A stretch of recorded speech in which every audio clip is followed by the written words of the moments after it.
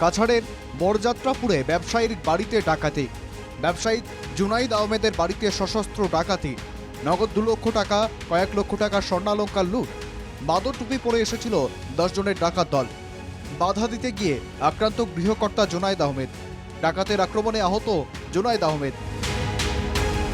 কাছাড় জেলার বরখলার বরযাত্রাপুরে ব্যবসায়ীর বাড়িতে ডাকাতের হানা। রাত 2টো নাগাদ বাড়ির গ্রিল এবং দরজা ভেঙে ঢুকেছিল সশস্ত্র ডাকাতের 10 জনের দল।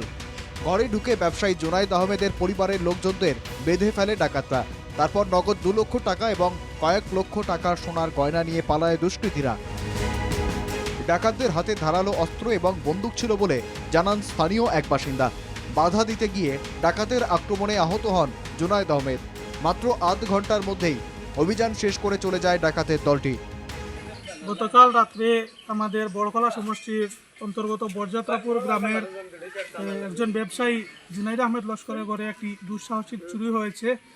রাত অনুমানিক 1:30 নাগাদ 10-12 জনের একটি ডাকাত দল, অস্ত্রশস্ত্র লেস ছিল ওদের হাতে, ড্যাগার, তারপরে বন্দুক ছিল।